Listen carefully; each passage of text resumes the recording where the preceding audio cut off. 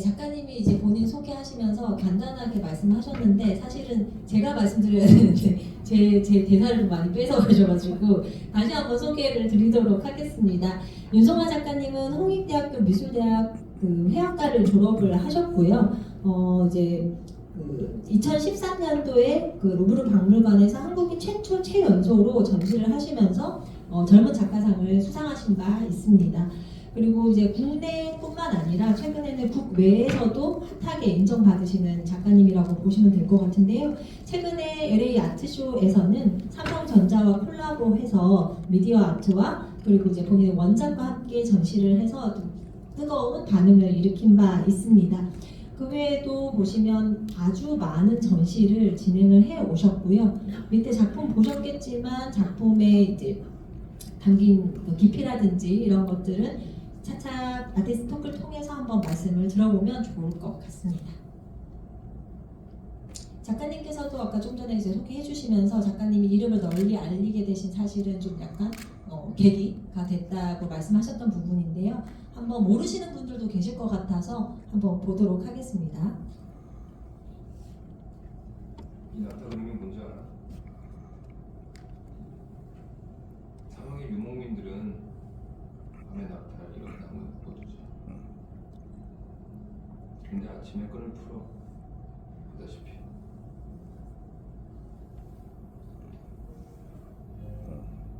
그래도 낙타는 도망가지 않아. 나무에 끈이 묶인 밤을 기억하거든. 우리가 지난 상처를 기억하거든. 과거의 상처가 트라우마가 현재 우리의 발목을 잡는다는 얘기지. 난 화장실, 난 불안증.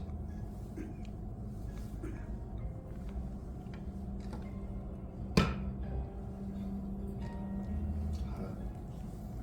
네가 알다시피 내 70년대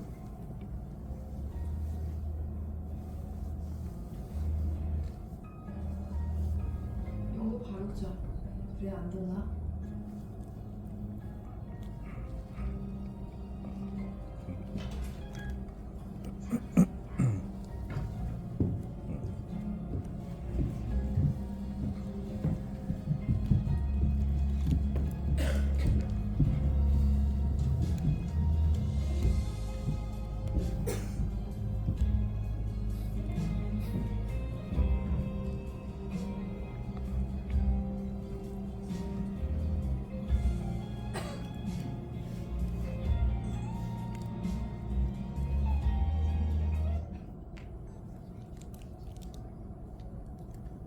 이 장면 혹시 기억나실까요? 예. 네, 저도 작가님 작품을 이제 이 전시를 준비하면서 작가님을 이제 뵙게 됐는데 작품을 딱 봤는데 어디서 많이 본 기억이 나는 거예요. 근데 이게 드라마까지는 제가 연상을 못했고 나중에 작가님이 이제 보여주시면서 얘기를 하니까 아 그때 본 것 같다라는 기억이 확실하게 나긴 하더라고요. 이제 대표적으로 좀 유명해지시게 되신 어쨌든 좀 TV에서 노출이 되면서 유명해지시게 되셨다고 했는데 여기서 제가 궁금한 게 좀 있었는데 조인성이 이 작품에 대해서 설명을 하잖아요. 근데 이 실제로 작가님이 낙타에 부여한 작품에 이제 철학이 반영이 된 건지 아니면 그냥 드라마 작가가 드라마에서 필요한 내용을 그냥 만들어서 이야기한 건지가 굉장히 궁금하더라고요. 좀 전에 제 소개를 할 때 이제 프랑스 전시를 이야기했었는데 당시에 많은 언론 매체에 소개가 되고 제가 인터뷰도 많이 했었어요. 근데 너무나 운이 좋게도 드라마 팀에서도 보게 되시고 하면서 영감을 받으셔서 이제 대사 속에 녹여주신 거죠. 그러면서 드라마 중간중간에 많이 나와요. 아무래도 이 드라마가 어떤 상처와 치유, 힐링에 관한 이야기여서 제 그림의 메시지와 많이 흡사한 부분이 있어서 했는데요. 제 작품 설명과는 또 별개입니다. 드라마 속 내용은. 그러면 나중에 작품 설명을 한번 다시 들어보도록 하겠고요. 지금 궁금한 건 이제 어쨌든 여기 TV에 나왔던 작품뿐만 아니라 작품의 소재로 주로 낙타라는 동물을 사용하시잖아요. 그 낙타라는 동물을 선택하게 되신 혹시 이유가 있으실까요? 네, 이 이야기를 하자면 정말 긴 것 같아요. 1박 2일도 부족할 것 같은데 우선 간단히 이야기를 하자면 우리가 살고 있는 이 현실이 저는 너무 힘들다라고 생각을 했어요. 그래서 사막에 비유를 했고 그리고 우리들은 정말 많은 책임감을 가지고 살잖아요. 그래서 두 어깨에 짊어진 그 수많은 삶의 무게들을 이렇게 낙타의 혹에 비유를 했습니다. 그래서 정말 우리 힘들게 살아가고 있잖아요. 그런데 또 동시에 그 힘든 점들이 우리에게 어떤 생명수 같은 역할이 되더라고요. 예를 들면 뭐 자식이 짐이다 혹이다 라는 이야기를 하는데 우리가 정말 힘들 때 그리고 정말 죽고 싶은 순간에 이 힘든 세상에서 죽지 않고 힘내게 만들어주는 게 또 자식들이잖아요. 그리고 아마 회사를 운영하는 회사 대표님들도 그러실 것 같아요. 중간에 너무 힘들어서 이 프로젝트 그만두고 싶다 하지만 또 우리 달린 식구들이 직원들이 열심히 하는 모습을 보면 아 여기서 그만두면 안 되겠다 정말 더 치고 나가야겠다 이렇게 화이팅 넘치게 되잖아요. 그런 이야기를 하면서 또 여러 가지 이야기가 있지만 저는 낙타가 사실 하얗지 않은데 제가 하얗게 표현을 하잖아요. 약간 신성시 표현하고 어떻게 보면 저한테 있어서 유니콘 같은 존재로 표현을 하고 있는데 저는 현실에 없는 유니콘을 그리고 싶진 않았어요. 이룰 수 없는 꿈 같아서. 그런데 어떤 나라에는 낙타가 많지만 적어도 우리나라에는 낙타가 많지는 않은데 노력을 하면 이 친구를 만나러 갈 수 있잖아요. 그래서 이룰 수 있는 꿈 같다라는 생각에서 이렇게 낙타를 쭉 그리고 있습니다. 네, 설명 잘 들었는데 저는 최근 작품을 보면서 낙타 나중에 설명해 주실 것 같은데 낙타 눈이랑 이런 게 윤송아 작가님을 너무 많이 닮아서 혹시 이제 본인을 표현한 게 아닐까 했는데 딱 본인을 찍은 건 아니고 현대를 살아가는 이제 저희들의 모습을 담으신 것 같네요. 그 최근에 24년도에 몽골 관광부와 정부의 초청으로 10년 만에 이제 낙타 사진을 보시는데 낙타를 실제로 이제 네, 보셨다고 낙타 처음 하더라고요. 봤어요. 아, 네네. 아니 상상으로 이제 생각하시던 거랑 이제 실제로 이제 보시고 혹시 뭐 달라진 점이 있을까요? 아니면 앞으로 작품에 뭐 달라지게 표현이 될 게 있을까요?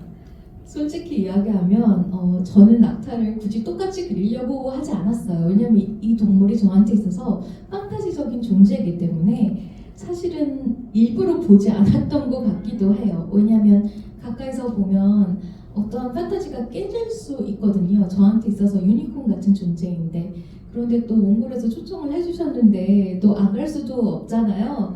그래서 가서 봤는데 실제로 보니까 제 기대를 깨지 않았어요.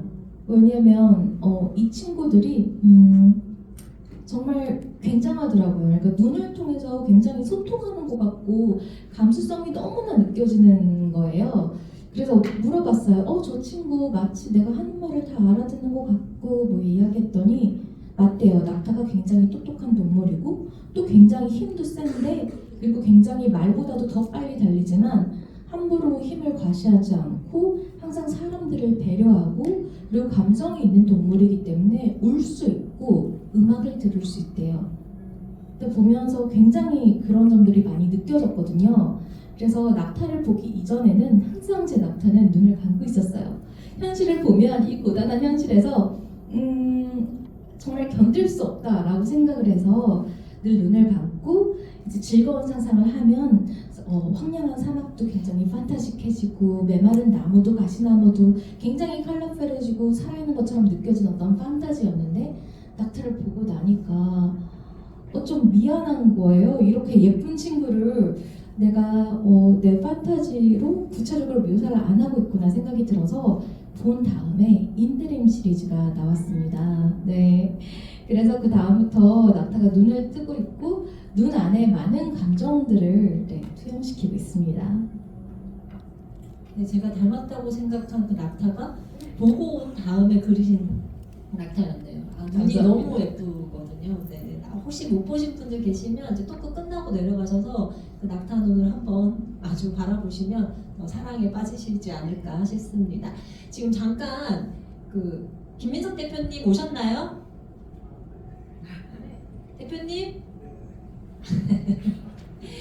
자, 본격적으로 이제 작품에 대한 설명을 좀 이제 토크를 해볼 텐데 저보다는 훨씬 전문이신 저희 갤러리 관장님 오셨으니까 마이크 넘기도록 하겠습니다.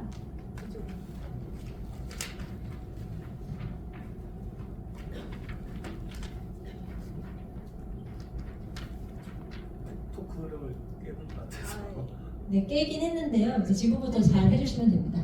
안녕하세요. 저는 대구에 있는 키다리 갤러리 대표 김인상입니다. 오늘 모더레이터를 맡았는데 오늘 자차로에서 이동을 하다 보니까 중간에 정체가 너무 심하게 돼가지고 방금 막 도착을 했습니다. 죄송합니다.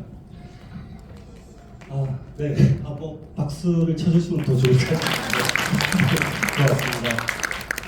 고맙습니다. 지금 진행을 아주 우리 이윤석 관장님께서 진행을 상당히 잘 해주고 계셔서 제가 굳이 합류를 안 해도 될 것 같다는 생각을 하고 있었는데 예, 바로 진행을 하도록 하겠습니다.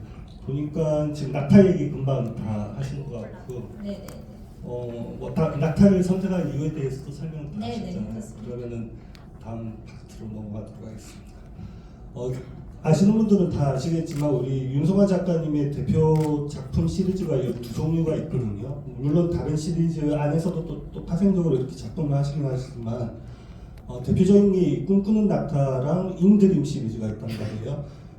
요 지금 대략적으로 보셔도 위의 작품은 아주 그냥 좀 단순하게 표현이 되어 있고 밑에 인드림 시리즈 작품들은 조금 더 몽환적이고 좀 다른 세계를 표현한 듯한 그런 작품이긴 한데 이 각 시리즈의 어떤 특징이나 기본적인 설명 같은 거 좀 해주시면 좋을 것 같아요. 네, 위에 꿈꾸는 낙타 시리즈는 좀 전에 이야기했지만 눈을 감고 어떻게 상상하느냐에 따라서 이렇게 달라지는 현실이기 때문에 현실이지만 우리가 꿈꾸는 판타지를 굉장히 동화적으로 표현을 하려고 했어요. 그래서 지난 10년 동안 제가 어른을 위한 힐링 동화를 그렸다라는 이야기를 했었는데 그 다음에 이 밑에 탄생한 인드림 시리즈는 제가 몽골에 가서 낙타와 직접 좀 생활을 해보면서 또 여러 가지 생각을 하게 되었는데 이 아름다운 동물에게 어떤 천국 같은 곳을 좀 선물해주고 싶었어요. 그리고 또 몽골의 초원에서 전파가 끊기는 곳에도 있었거든요. 근데 핸드폰이 없는 그 자유로움을 제가 만끽했어요. 그래서 마음대로 정말 많은 판타지를 펼쳤는데 그러고 나와서 이제 지인들을 보니까 이분들을 굉장히 해방시켜주고 싶은 거예요. 우리에게 쉼이라는 단어가 정말 없는 것 같은데 우리가 쉬는 순간은 정말 잠든 그 순간이 아닐까 해서 잠든 그 순간을 그렸습니다. 그래서 꿈속에서 펼쳐지는 이야기인데요. 꿈속은 우리가 보통 블랙으로 꿈을 꾼다고 해요. 그리고 또 어떤 때는 현실적이지 않은데 저는 굉장히 재밌는 꿈을 너무나 현실과 착각이 들 정도로 그런 느낌의 꿈을 꿀 때 굉장히 기분이 좋더라고요. 그래서 현실을 동화적으로 표현했고 가상, 꿈속의 느낌들을 굉장히 현실적으로 조금 더 세밀하게 표현을 해봤습니다. 밑에 지금 인드림 시리즈가 어떻게 보면 꿈속 세상을 표현한 거잖아요. 그리고 이게 작가님의 어떤 이상이나 뭐 작가님의 유토피아 같은 것도 조금 반영이 되는 편인가요? 네, 맞습니다. 보면 굉장히 전반적으로 핑크핑크하고 꽃도 많고 막 그렇잖아요.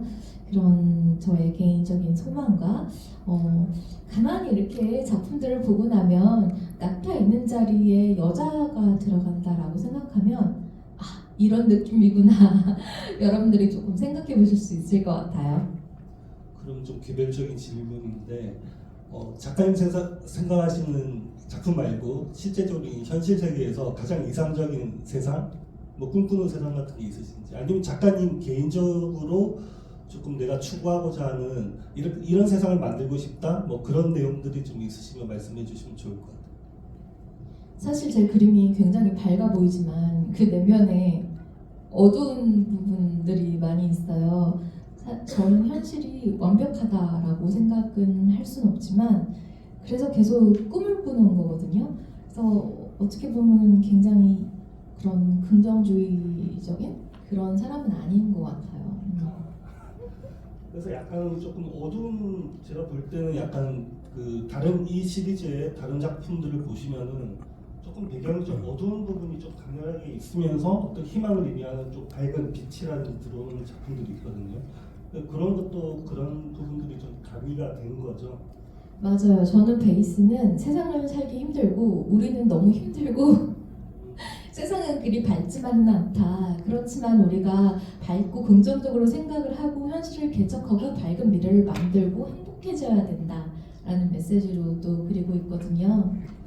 저는 사실은 굉장히 우울하거나 슬플 때 코미디 프로그램이나 이런 거 보면 되게 남의 이야기 같고 너무 아름다울고 보면 남의 것 같아서 제 것처럼 느껴지지가 않거든요.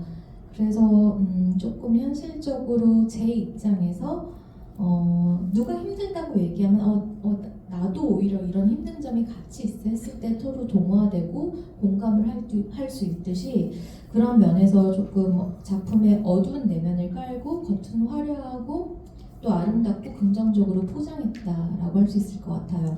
그러면 제가 질문 좀 드릴게요. 그러면은 결론적으로 저 작품 자체가 약간 부정적인 아니면 좀 우울한 그런 느낌으로 보이기를 원하시는 건지 아니면 그럼에도 불구하고 밝은 어떤 약간의 희망 이런 걸 보여주시길 원하시는 건지 그게 좀 궁금하더라고요. 저는 제가 봤을 때는 그렇게 막 어두워 보이지만은 또 않았거든요. 포장을 한다고 하더라도. 그래서 혹시 의도하시는 바가 어떤 거일까요? 밝음을 추구하고 있고요. 근데 되게 신기한 게도 마음 상태가 좋은 사람만 보면 마냥 행복하대요. 그리고 슬픔이 있는 사람은 보시고 조금 그 우울한 내면을 조금 바라봐 주시더라고요. 제가 행복한가 봅니다. 그런 거 그렇게 같아요. 보여요. 네, 삶의 만족도가 높으신 분인 그런 거죠. 거죠. 네, 보시는 분마다 그러면 작품에 대해서 느낌이 완전히 다르시겠네요. 그리고 처음에 저기 꿈꾸는 낙타 시리즈 말고 지금 인드림 시리즈 같은 경우는 낙타 아까 제가 눈 말씀드렸는데 그 작품의 표정들이 낙타가 조금 있는 것 같아요. 그리고 다 표정이 좀 다른 것 같은데 혹시 작품을 볼 때 낙타의 표정에서 저희가 좀 숨겨놓으신 그런 것들을 읽어야 하는 게 혹시 있을까요? 이번에 포스터에 사용됐던 그림도 그렇고 낙타마다 표정들이 사실 다 달라요. 그래서 지금 여기도 보면 엄마가 뭐 아이를 케어해주는 표정, 모든 표정들을 좀 넣으라고 했고 그리고 낙타를 실제로 관찰해 보니까 표정이 굉장히 많이 발달을 했더라고요. 그래서 낙타가 웃어요. 너무 놀랐어요. 우는 거는 제가 이야기를 통해서 들었고 실제로 보질 못하고 유튜브나 이런 데서 그냥 우는 모습을 보긴 했는데 표정이 굉장히 풍부하더라고요. 그리고 눈망울이 굉장히 크잖아요. 정말 그 감정들이 다 있어요. 처음에 봤을 때는 이 사람 뭐지? 하고 약간 경계해서 조금 천천히 다가가고 나중에는 이렇게 뽀뽀하듯이 얼굴을 대도 이 친구가 이렇게 되게 사람 좋아하고 가려고 하면 굉장히 아쉬워하고 우리 강아지들도 표정이 굉장히 풍부하잖아요. 키우시는 분들은 아마 아실 거예요. 근데 강아지보다도 더 풍부해요. 표정이 깜짝 놀랐어요. 그래서 그런 표정들을 넣어야겠다. 낙타를 보기 전에는 조금 더 단순하게 약간 오브제 같은 느낌으로 사용했다면 낙타 본인의 감정을 많이 투영시켜야겠다. 낙타도 사람과 같은 감성이 있구나라는 생각을 했습니다. 지금 보시면은 이게 꿈꾸는 낙타 시리즈랑 인드림 시리즈가 장르상에서도 이렇게 차이가 사실 있잖아요.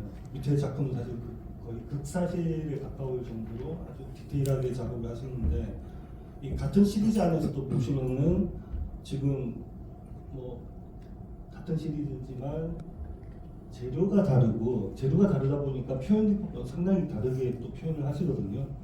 그래서 보통은 작가님들이 화가 아티스트 하시는 분들이 하나의 재료를 주로 집중적으로 사용하시다가 거기에 대해서 어떤 한계점이나 또는 이제 내가 어느 정도는 마스터링을 했다 생각을 하시면은 새로운 도전으로 또 새로운 재료를 또 이용하기도 하는데 작가님이 지금 작품 보시면은 장르도 강하게 지금 도전하고 계시고 또 거기에 반해서 또 같은 그 장르 같은 시점 안에서도 다양한 재료를 지금 표현 기법을 사용하고 계시거든요.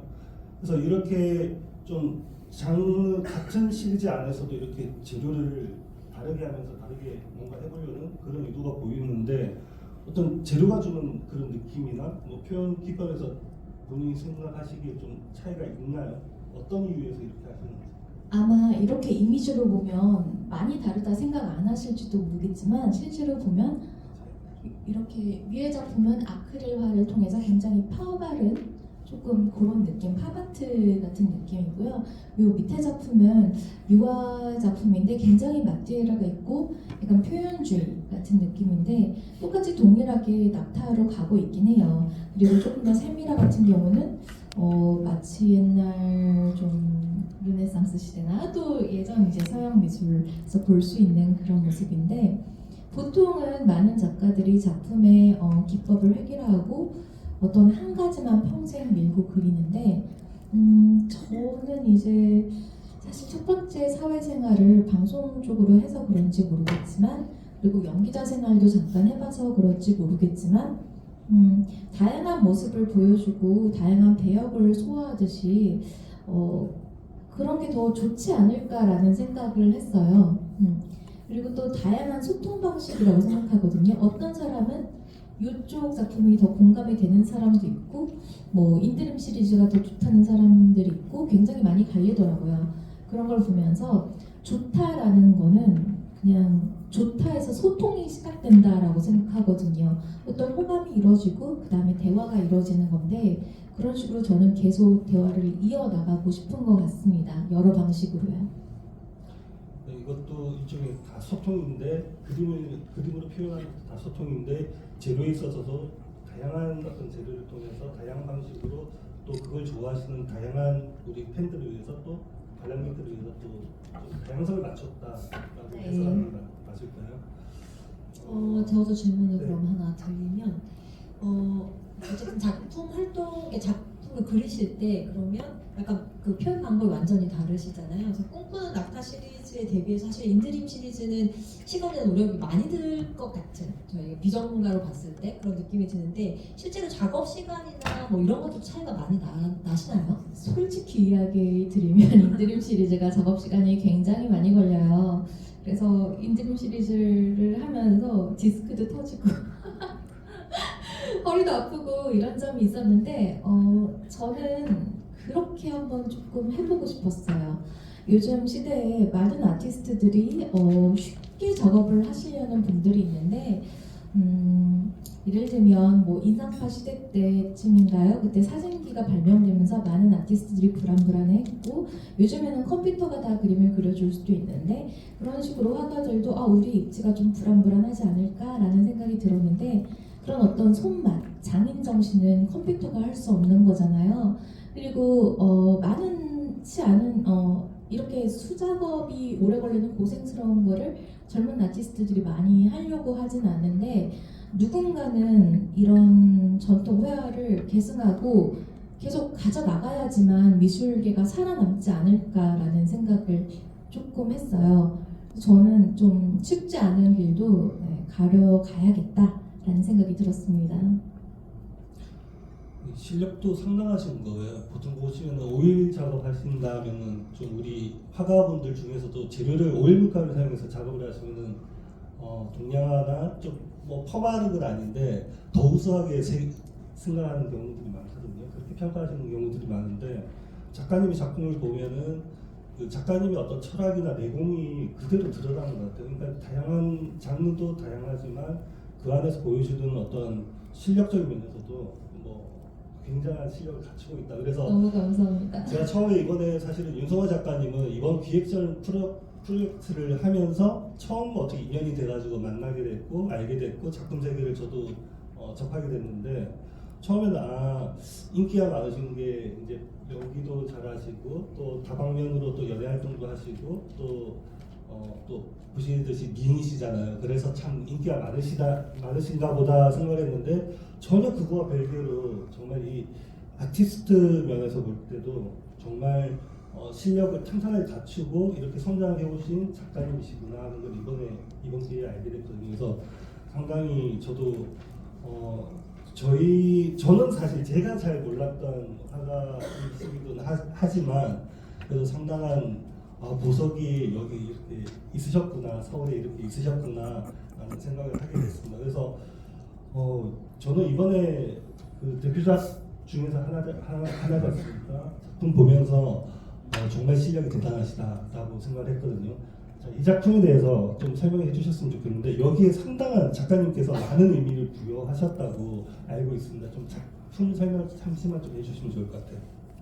저는 보통 추상화에는 사람들이 일반 사람들이 나 이게 뭔지 모르겠어 라는 사람들이 있더라고요. 그래서 정확한 어떤 사물 우리가 인지할 수 있는 어떤 모습을 작품에 넣고 있는데 이 작품 같은 경우도 얼핏 보면 그냥 이렇게 집안에 뭐 예쁜 꽃밭이 있네 라고 생각을 할 수 있겠지만 여러 가지 의미들을 내포했어요. 우선 여기 전시를 하게 되면서 더 셰켈러 이렇게 둘러보면서 너무나 예쁘더라고요. 제가 너무나 살고 싶은 집 같은 공간이잖아요. 정말 공주님이 살 것 같은 그런 공간이어서 너무 아름답다 생각을 하다가 제 이야기는 아니지만 주변에 저도 왕비님과 공주님처럼 사시는 분들의 삶이 있는데 그분의 삶을 조금 녹여봤어요. 기쁜 듯 하지만 또 슬픈 듯 아련하기도 하고 뭐 이런 낙타의 표정에서 보실 수 있는데 가까이서 보시면 집 아니고 꽃이 가득하고 뭐 부족한 점이 없어 보이는데 집안이 굉장히 어두워요. 창밖은 밝아 보이죠. 창밖에 뭐가 있는지 모르겠지만 이 친구는 아마도 바깥 세상을 많이 경험하고 그러고 싶을 것 같아요. 그렇지만 쉽사리 나갈 수는 없고 그래서 집이 감옥 같기도 하고 또는 무덤 같기도 하고 그리고 뭔가 구원받고 싶기도 하고 이러한 느낌들을 저 창문을 통해서 표현을 해봤습니다. 아까 그 인드림 시리즈에 대해서 설명을 할 때 우리 보면 좀 어두운 배경, 어두운 현실과 그 안에서 이제 빛으로 이렇게 나오는 그 빛이 있는 밝은 어떤 희망적인 존재, 우리가 추구하고자 하는 거, 바라는 이상형이 들어있다고 했는데 창문을 보면 얼핏 보면 여기 십자가 모양처럼 네, 십자가가 포인트예요. 아니, 일부러 의도하신 부분인가요, 저 부분도? 네, 이 작품에서 가장 큰 포인트는 사실 저 십자가고요. 무덤 위에 우리가 십자가를 딱 놓잖아요. 근데 또 창문이 있는데 요즘 창문은 거의 그냥 유리창인데 굳이 저렇게 창살 같은 게 있는 게 어찌 보면 집이 안락한 공간이다. 안락함 속에 취해 있으면 사람이 발전을 안 하고 그냥 현실에 안주돼 있고 새로운 꿈을 꾸지 않고 혁신하지 않으면 저는 죽어 있는 삶이라고 생각을 해요. 그래서 그러한 개인적인 생각들을 조금 넣어봤습니다. 창틀을 자연스럽게 이제 네, 자연스럽게 기독교의 십자가를 위한 건가요? 아니면 그냥 여러 가지예요. 여러 가지. 그래서 기독교의 십자가 구원받고 싶은 낙타의 모습이기도 하고 때로는 또 갇혀있는 낙타의 모습이기도 하고 여러 가지 의미들을 내포하고 있습니다. 제가 그런 걸 굉장히 좋아해요. 어떠한 사물을 놨을 때 이걸 왜 놨을까 생각하다 보면 그 의미들을 유추해 나갈 수 있는 그런 거 좋아합니다. 종교는 다신교 또는 나신교라고. 네, 그러실 것 같네요. 자, 다음 작품인데 이 작품 제가 처음에 보고 실제 지금 밑에 전시되고 있지 않습니까? 너무 이쁘다라는 생각을 했어요. 그래서 작품 제목도 보면은 카멜 에로스 네. 거기에 걸맞는 작품인 것 같은데 근데 이게 다른 그 사실주의적으로 그린 작품 위에 좀 특별한 점을 위에 좀 이질감 있는 네, 그런 표현을 금방. 하셨단 말이에요. 네. 저게 뭐 어떤 특별한 의도가 어떤 의도로 지금 하셨을까? 좀 처음에 보실 때 이걸 왜 굳이 했을까라는 생각을 저는 했었거든요. 네. 네, 우선은 작업을 하고 있는데 사람들이 자꾸 컴퓨터로 그린 거 아니야? 혹은 뭐 그런 이야기 하더라고. 아니면 진짜 사진을 출력한 거 아니야? 해갖고 이 친구 같은 경우는 보통 낙타가 아니라 많이 변형을 했어요. 그래서 낙타가 예쁘게 마스카라하고 약간 섹시한 눈빛을 하고 묘하게 미소를 짓고 있고 마치 유혹하듯이 네, 그렇게 한번 표현을 해보고 그러면서 조금 더 회화적인 면을 한번 가미를 해볼까 하면서 여자들이 꿈꾸는 판타지적인 세상을 표현을 한 건데 그래서 이렇게 화장도 예쁘게 시켜놓은 건데 꽃과 더불어서 이렇게 금도 좀 해놓고 보석도 좀 바를까 하다가 단가가 높더라고요. 정말 실제 낙타가 저렇게 생겼으면 집에 한 마리 키우고 싶어요. 그렇지 않나요? 상당히 좀 이런 부분도 보면은 작가님 실력이 그러니까 너무 실력이 출중하시다 보니까 혹시나 뭐 프린트 이게 말이 안 되는 거잖아요. 캔버스에 프린트한다라는 게 상당히 그 작가님 어떤 실력을 보여주는 그런 작품이었던 것 같아요. 이건 참 작가님께서 이것도 아마 올해 트리플 루트 이제 윤송아 이렇게 해가지고 협업으로 이제 그 콜라보로 밀라노에서 패션위크를 하셨거든요. 최근 이게 한 달 전쯤이죠. 이게 한 9월, 10월 정도인데 9월에 굉장히 조금 바쁘게 움직였어요. 패션의 달이라고 해서 먼저 콜라보로 도쿄에서 선보이고 그 다음에 뉴욕 패션 위크 그리고 파리 컬렉션 그리고 밀라노 컬렉션까지 한 달 동안에 소화를 했는데 제가 다 갈 수는 없어서 의상은 갔지만 제가 직접 간 거는 이제 밀라노였었고요. 제가 늘 중요시 생각하는 게 조금 더 미술을 대중적으로 끌어오자라는 생각을 많이 했었어요. 미술은 어떻게 보면 올림픽 종목으로 따지면 역도 같은 종목이었었거든요. 요즘 조금 올라오고 있다라고 생각합니다. 그래서 금메달만 먹고 살 수 있는 그런 필드였는데 저는 미술을 좋아하지 않는 다른 타겟층에게 미술을 선보여서 이 타겟층을 미술로 가져오고 싶었었어요. 그래서 이렇게 패션쇼에서 옷에 이제 그림을 프린트해서 저거 뭐야? 라는 이야기도 나오게끔 하고 싶었고 그래서 밀라노 컬렉션 같은 경우는 패션 쇼장 들어가기 전에 이제 그림들을 쫙 관람하시면서 들어올 수 있게 했어요. 그리고 쇼가 시작되고 뒤에 미디어 아트를 선보이면서 제가 라이브 페인팅 퍼포먼스를 했었는데 이분이 엘튼이라는 분인데 조금 유명하신 분이더라고요. 이분 이제 몸에 캔버스 하얀 옷이 캔버스라고 생각하고 라이브 페인팅을 선보였었는데 아무래도 패션계 사람들은 조금 특이하게 봐주셨던 것 같아서 그래서 바로 귀국을 해서 10월에 코엑스에서 열렸던 패션 코드에서도 똑같이 이렇게 선을 보였었습니다. 내년에도 조금 더 기회가